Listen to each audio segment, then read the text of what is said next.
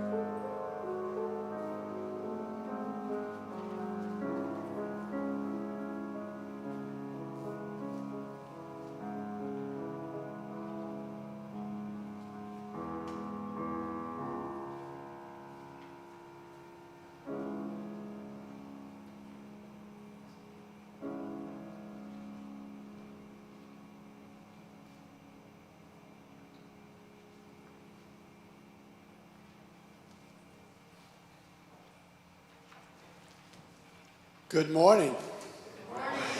Welcome to the First Church in Boston, Boston's oldest, and some say oldest and newest church.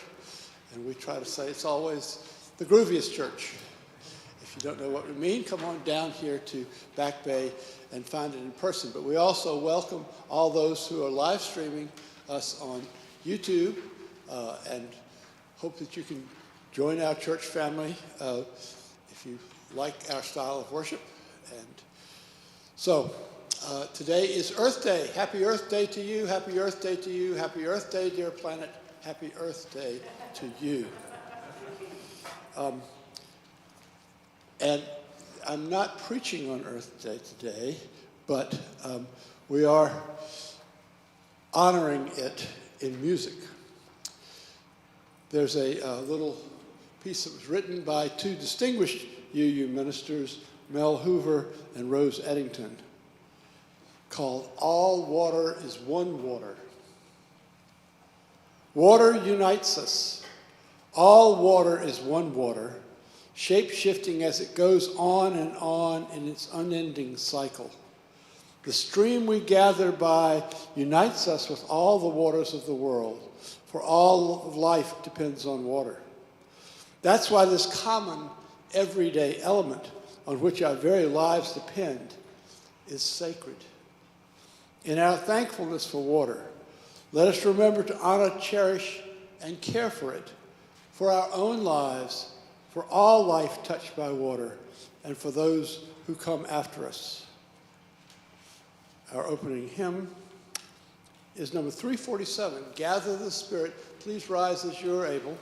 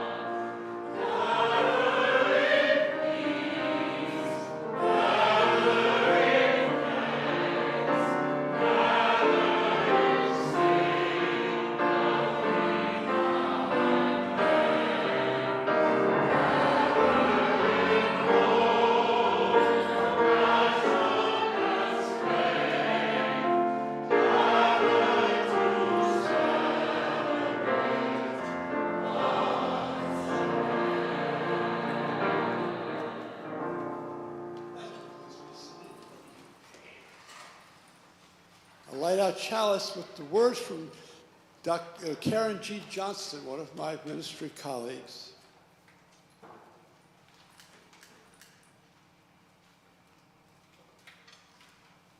What if, when I light the chalice, you hear an invitation to welcome gratitude for the earth? This week, as I got ready to light the chalice, my family talked about blessings from this planet.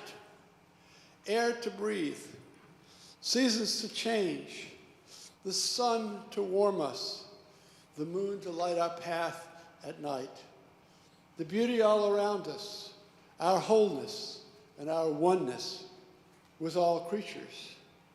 And now with this flame of hope shedding light in your heart, what is your list? And while you're thinking about that, we can rise for the First Church of Boston affirmation, printed in your order of service, and we say it in unison. Love is the spirit of this church, and service is its law. This is our great covenant, which is held together in peace, to seek the truth in love, and to help one another. Thank you. Please be seated. Announcements. We have several that are in your order of service. I also want to say about the Death and Dying Seminar. There will be one more meeting of this, and it's going to be 1:30 to 2:30 on Wednesday. If you're interested in being, if you haven't been part of it at all, up to now, you're still welcome to come. This will be our pulling together our thoughts on death. And it can happen on Zoom, and there'll be a place in the church where it will happen physically. So love to see more people. Your candidating week schedule is here in your order of service. I'm not going to go over it in detail. Also, there's stuff, information from the Canvas chairs. And, of course, next week is the first of the 2 candidating services by Stephanie May. Reverend Dr. Stephanie May, your search committee's choice to lead this church through the next few years. So we have also now a little ceremony that we haven't done in the 2 years that I've been here, and I'm very, very pleased that we could do it before I shuffle off this mortal coil. And I'd ask Ben Sabatini to come on up.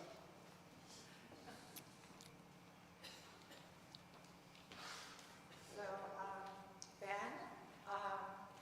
Ben has come to this church periodically for 27 years, as long as I know him. As long as I know him, I'm usually not shy, 27 years. So it's an honor. Oh, I'm sorry. It's an honor and a privilege to have a new member, to have Ben Sabatini. Can't hear you. Yeah. Right in front of the microphone. Oh. No, you. Look at the Oh, I am sorry. I'm usually like right there. Okay, I'm just being too excited. So, Ben, come towards us, and we have a gift for you. Our book. Well, yeah, I want to first welcome you into the church. This is a distinguished church, as you know, going back almost 400 years. So you've put yourself in a good line of people, I think. And we want to give you a little token of our appreciation and also extend to you the right hand of fellowship. So, thank you, Reverend Robinson. All right. Thank you very much, Fern. Okay. There you go. Good. do you have Thank something a message to Do you want impart? to? Yes. Greetings, everybody. So this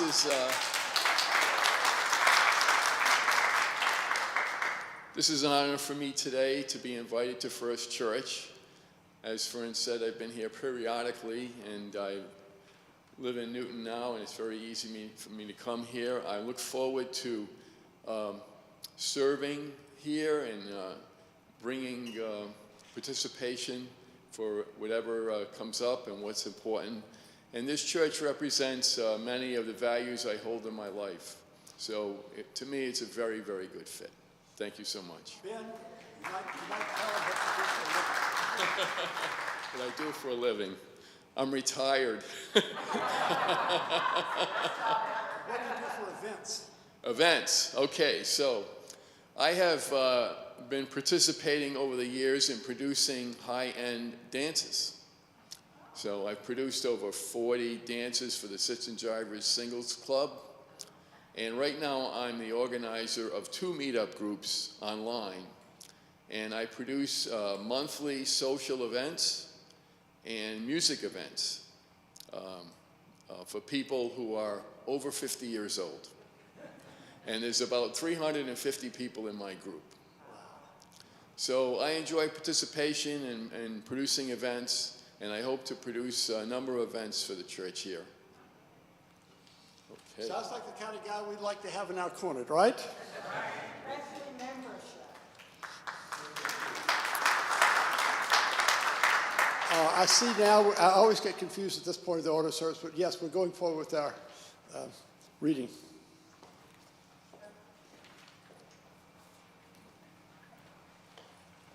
Good morning.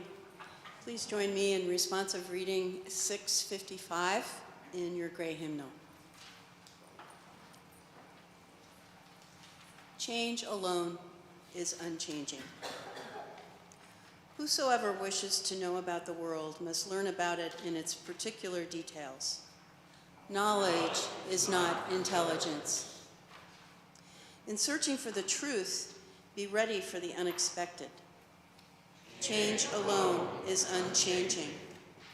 The same road goes up, both up and down. The beginning of a circle is also its end. Not I, but the world says it all. All is one, and yet everything comes in season.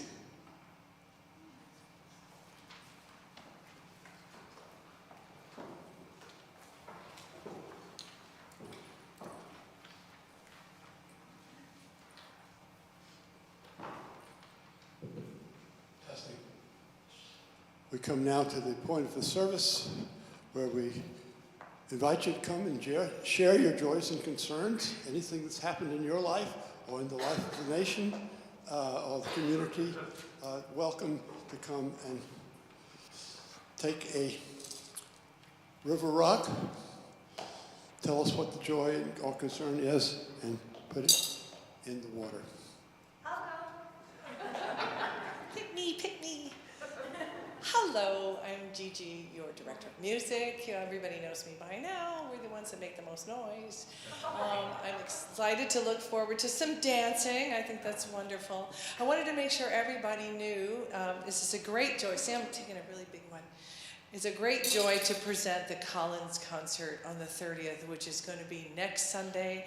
You're all going to be tired, and you're going to be full of food that they give you, and then you're going to say, I need a nice, quiet place to sit down and listen to some music, maybe some choral music. So it's at 5 o'clock, and it's an incredible program. It's got everything from string quartets to jazz trios, really fun jazz piece. We're going to play glasses and crystal bowls, and we're just going to tear it up. So I hope you will come, and it's not your average kind of choral concert. As usual, we never do anything average around here at First Church. So that's that. And one of our choral ensemble members, Frank Espinoza, tomorrow night, he is our countertenor, bass, baritone, tenor, soprano, everything. We call him our unicorn, and we love him very much. He's having a recital tomorrow night at 6 o'clock. So I'm going to put a great big stone in for that. That's exciting. I'm going to break your thing here. But anyway, I do hope to see you. And all the activities that are going on now, and I see all the participation, the Poetry Sunday, it's heartening to me because I'm fairly new to the church as well. So 17 months I've been here this month. It's exciting to see you gearing up and just bursting forth. It's a wonderful feeling to see it. I'm looking at it in a way from the outside, and I see how great it is. So keep at it. Thank you. Is there anyone else that wants to share?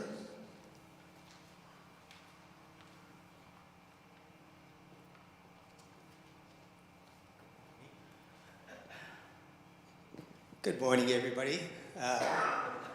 My name is John, and I have some great news today. I have been writing a memoir for the last 5 years, and I've been struggling trying to find a somebody to edit it and to move it forward. And I found not one, but 2 people that are working on it. And I can't be more excited than this, that I know that this person out in Santa Fe is going to take it to the next step, not only edit it, but to bring it forth so that it can be published. So I'm very excited and very happy to share these news. Thank you. Congratulations. And that reminds me of my travails the last week is to get my, what they call the ministerial record in shape. This is a document online that goes into UUA's vaults, and if there's any church looking for a minister, they would happen on it and possibly consider me. So I've got to try to give my best, put my best foot forward. At the same time, I'm meeting with all the interim ministers across the country on Zoom. So it's going to be quite a chock-full week for me. And I understand having a great editor is a very big deal. Mr. David Reno, would you like to say something? I always do.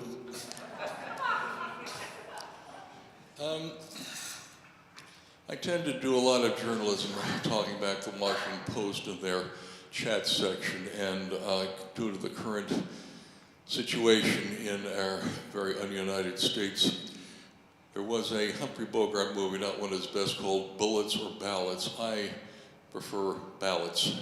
And Monday, I'm going to be speaking to the Boston Foundation about the concept of having a poll workers organization. To my knowledge, there's no organization of people who actually do the polls.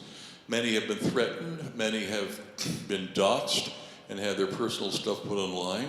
Somebody has to represent the people who define and administer this most basic function. And that is an idea I have. I will see if it goes anywhere. I will keep you posted.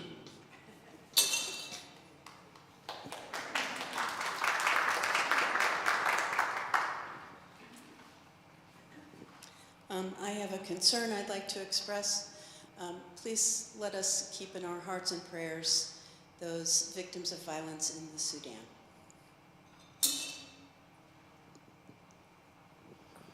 If there's no others, I will put one last stone for all those joys and sorrows which we hold in our hearts, unspoken, and now we're due for a wonderful anthem, because I just heard it and rehearsing it. And if they're singing it, there's no place else I'd rather be.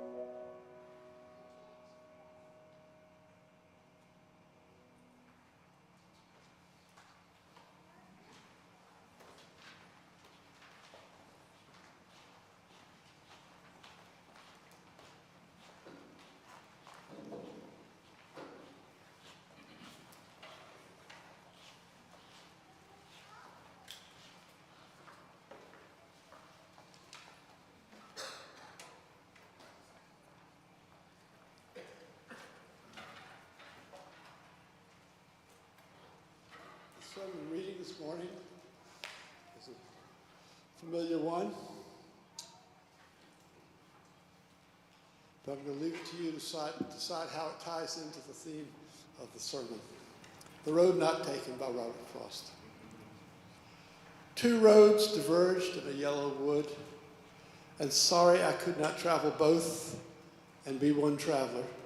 Long I stood and looked down one as far as I could to where it bent in the undergrowth, then took the other as just as fair, and having perhaps the better claim because it was grassy and wanted wear, though as for that, the passing there had worn them really about the same. And both that morning equally lay, in leaves no step had trodden black. Oh, I kept the first for another day, yet knowing how way leads on to way, I doubt if I should ever come back.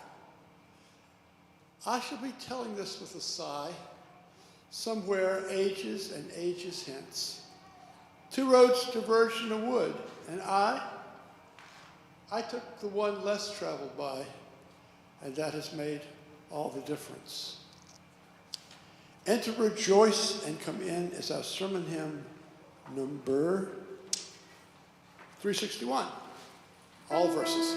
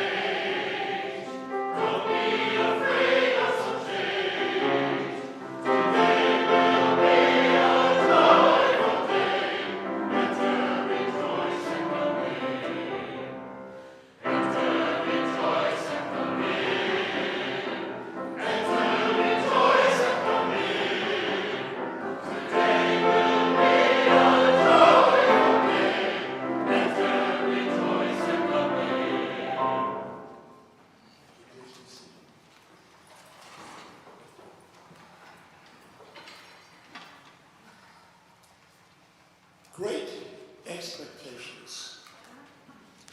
Some of you may be wondering why I'm not preaching about Earth Day, which happened yesterday. And Gigi and the choir have given us some magnificent Earth musical accolades for our mother planet. Normally I would devote my sermon as well to the Earth.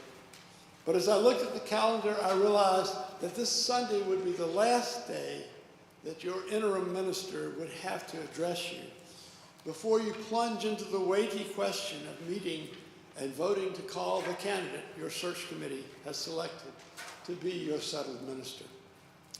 These sorts of votes occur only a few times in one's lifetime, but they implicate the whole future of a church. So in lieu of talking about the earth, a worthy subject, I have a few things that I think it would be helpful to consider about the task you are going to undertake.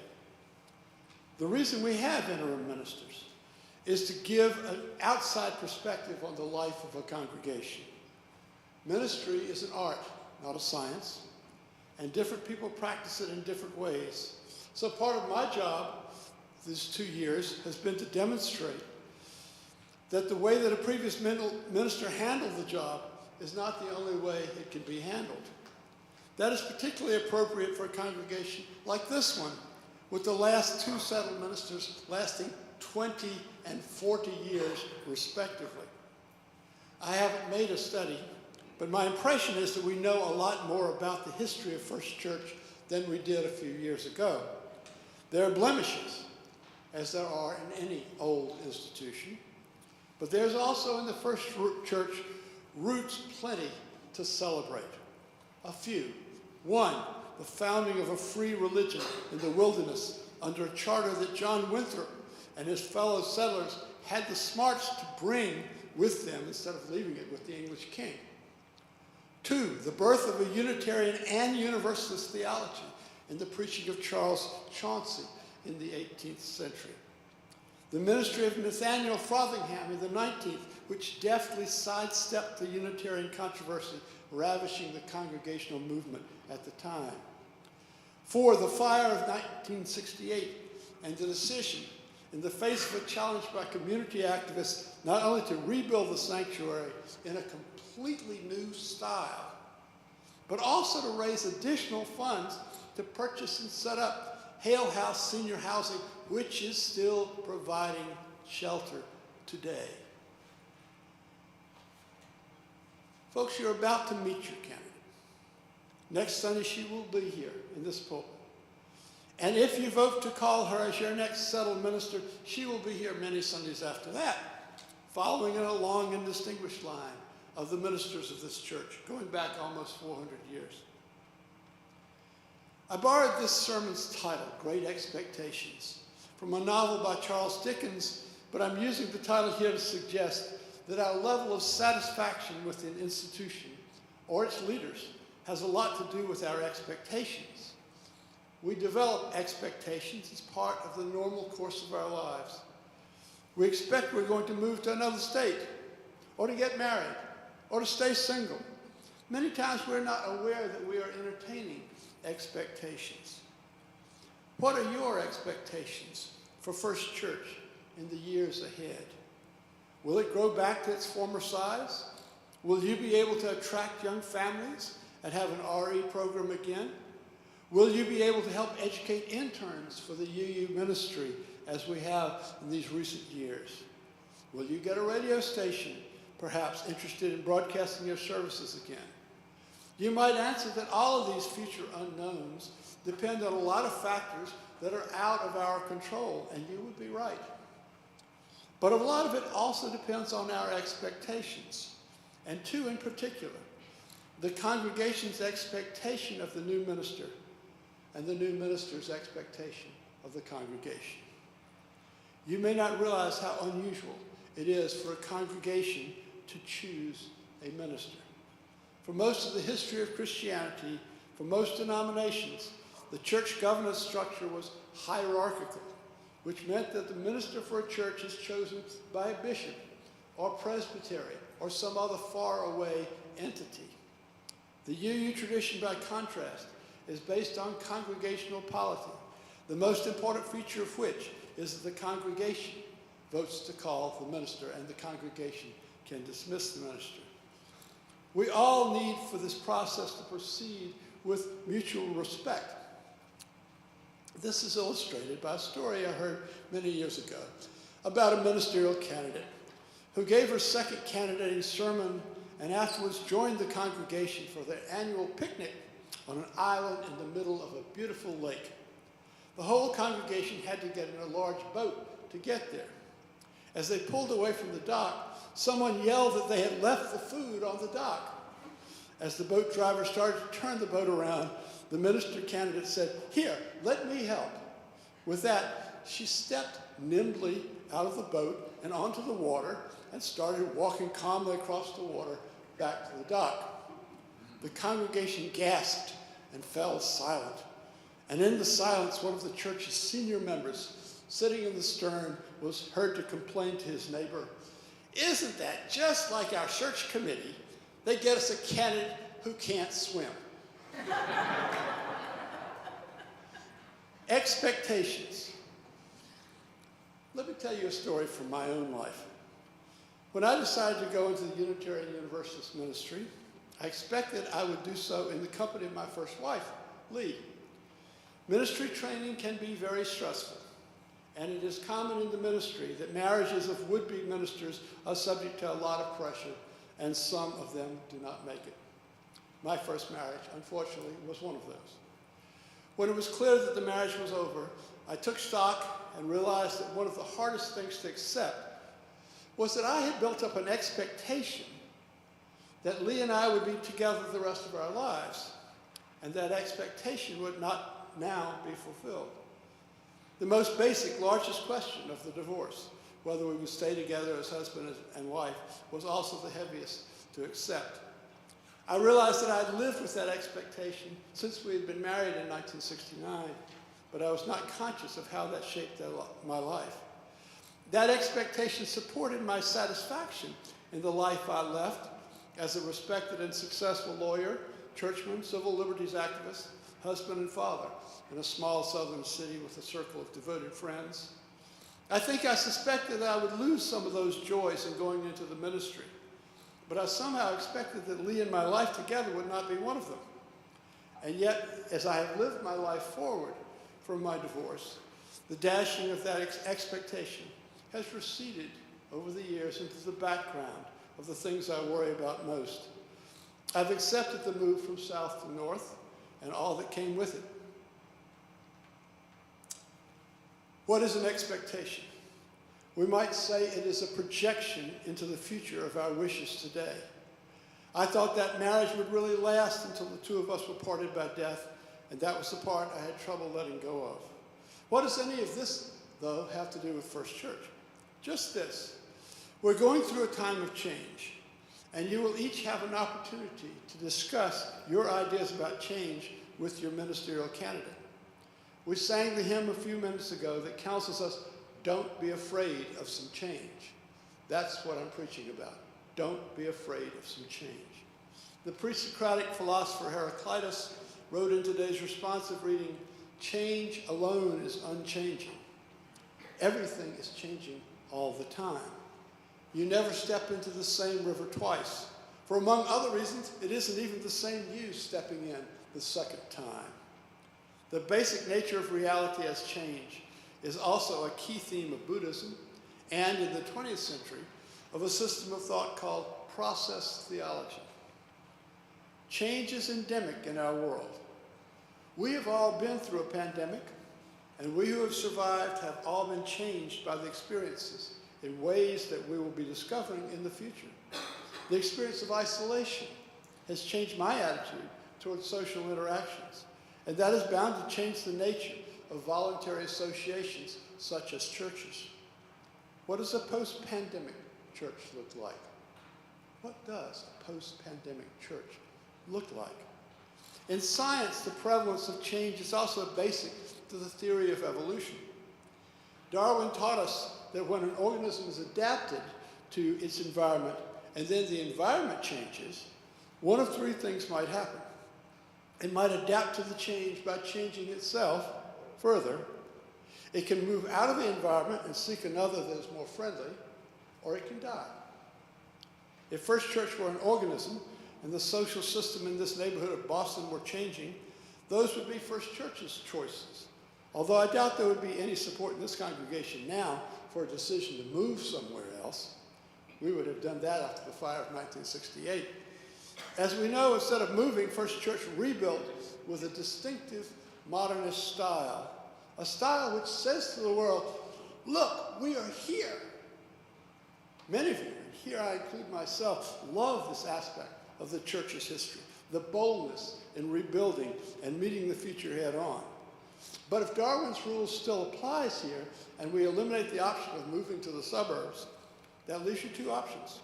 Adapt to the new environment or go out of business altogether. And if it is to adapt, it will need the time to adapt, a good understanding of what the environmental changes have been, and agreement among the leaders as to which direction to go in. I fiercely hope that this church has the willingness to adapt. In addition to the walking on water story, there is another piece of ministry-related humor that has come my way recently. It's on the last page of your order of service. It was posted by a Facebook page or group called Clergy Coaching Network. It features an old-time portrait of a man and a woman. The one that showed up recently had the man saying, I told the new pastor that we're a church with a desire to grow. The woman's response is, yeah, as long as it doesn't mean change, or new people, or someone sitting in our pew, or a different kind of music. This little exchange captures a very common dilemma around churches. We say that we welcome the new. We say that we want to grow, but we individually and collectively have all sorts of reservations about change. And I'm not here to tell you this morning that these reservations are wrong or that we must be deeply ashamed of them. They are the most natural things in the world. For I expect that your stories are much like this. At some point in your life, you found this church, and you've come back again and again to share fellowship with us.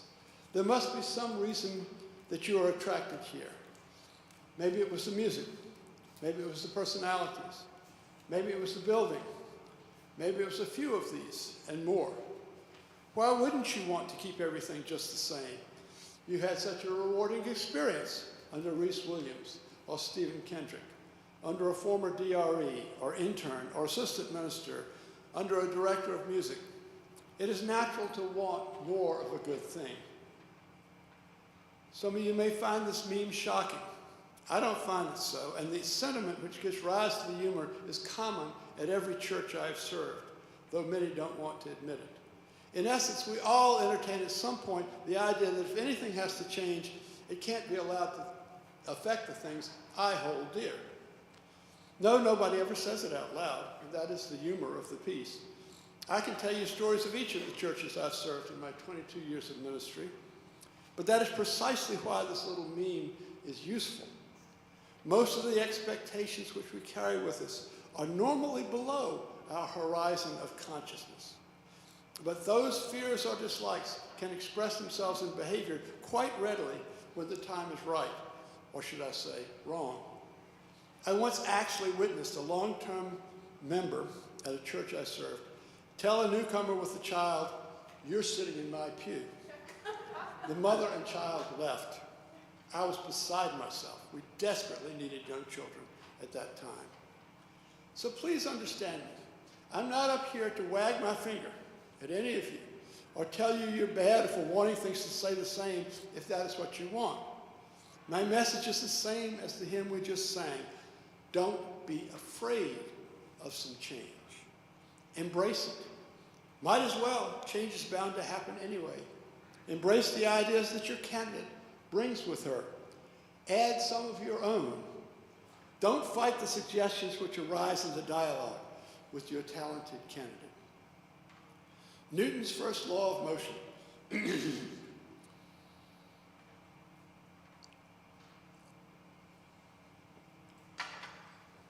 Maybe I should just drink that water and let you figure out what I'm going to say about Newton's first law of motion. Newton's first law of motion says that an object in motion tends to stay in motion at the same speed, while an object at rest tends to stay at rest.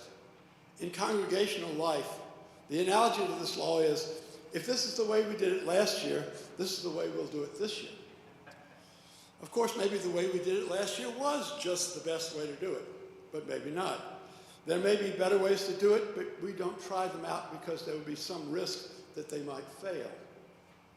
Now, as you know, I am an amateur folk musician, and I'm a parish minister.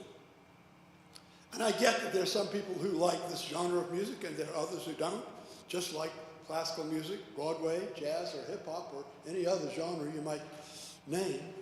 If the musical style of your church has been set for years and years and your attendance is shrinking, you can try to choose another style that might be more popular, but you might choose wrong. Let's say you have a regular attendance of 50, and you think that you could increase that to 80 if you switch to a jazz ensemble. But what happens to the 50 who like the classical format?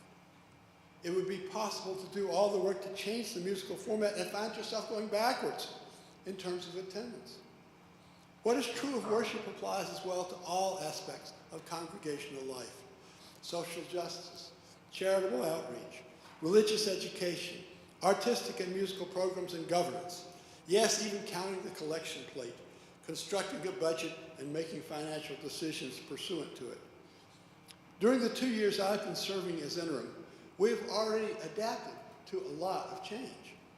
Before I came, many of you went through a period where the building was closed because of the pandemic, and you had to learn to generate worship services with a skeleton crew in the building. And recording was done at various times, and then the service stitched together just before it had to go on the air. As the pandemic waned, we responded to those challenges by reopening the building, and we researched and purchased new equipment in the process of upgrading our technical abilities to ensure consistent quality. All of our actions were necessary to keep the doors open, and still attendance and membership are worrisome factors. I don't know what the future will hold. I'm not here to argue against any of your great expectations. I will leave my service to First Church in 2 months, carrying my own great expectations for how you work with your new minister. The point I want to get across here is threefold. One, if you see your new minister actually walking on water, appreciate her for it. Don't try to find a downside. We all have strengths and weaknesses. Nobody gets 100% in all categories. Two, as you entertain expectations for the new minister, understand that the success of the church depends as much on what the members do as what the minister chooses. Let me give you that again. As you entertain expectations for the new minister, understand that the success of the church depends as much on what the members do as what the minister does. Three, in other words, don't lose sight of the fact that religion-making is a joint enterprise. The great genius of congregational polity is the church belongs to the members, and the most concrete evidence of this is the church chooses the minister instead of someone further up the hierarchy. It will be a melding of your expectations and the expectations, talents, and resources of the candidate that will determine the future of this church. In Spirit of Life, one of our favorite hymns of our denomination, we sing, "Roots hold me close, wings set me free." You are in an extraordinary institution with a history going back almost 400 years. That history is one of the attractive aspects of this church and should not be forgotten as we think of ways to get outsiders interested in us. Earlier in the sermon, I went down a list of factors that we can be proud of in our roots. While the concrete building does present logistical challenges, it is also a factor of uniqueness. If it is brutalism, it is a gentle one. We need to hold on to and to be held by these roots, but with the pace of societal change picking up all around us, we also desperately need the wings, for it is the wings which set us free. So I encourage you this week to think of what direction the church should be going in, and bring this up in dialogue with the candidate and your fellow members. I have no opinion on what the specifics should be. That would be a matter between you and the candidate should you vote to call her. I have had a ministry here which has been challenging at times and rewarding at times. While I will be gone at the end of June, I will continue to hold First Church in my heart and hope that you and your candidate can chart a path for this ancient and proud ship so that her future can build on her storied past. Amen, and blessed be. Now let's receive the offering for the advancement of this church.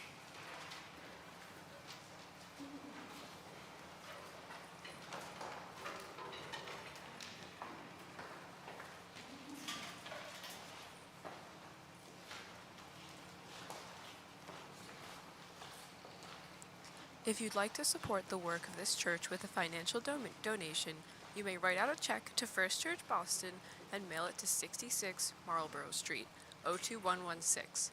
You can also donate via text. Simply text the dollar amount, 5, 10, 20, etc. to 617-917-5610. You will receive confirmation by email.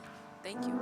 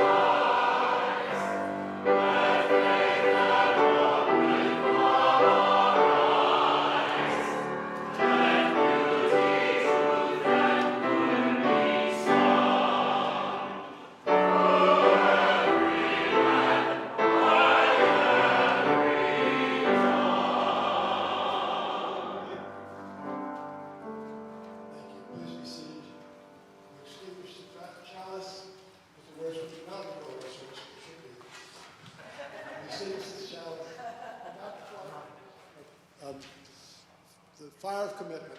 These we carry in our hearts until we are together again. Our closing hymn is number 298, Wake Now My Senses.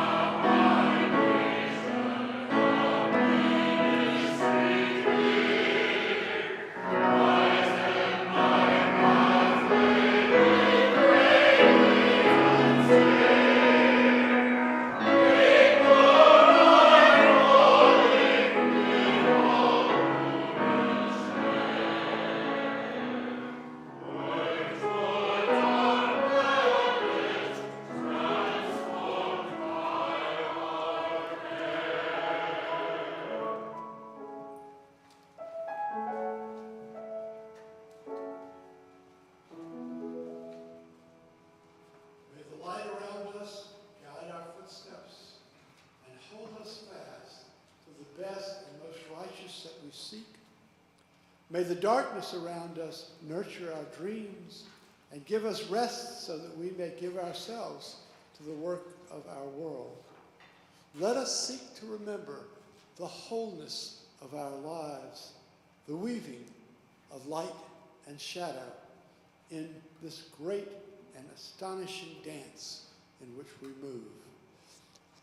And if people want to sing Blue Boat Home, you're welcome to do that. It's in your teal hymnal. Have a seat.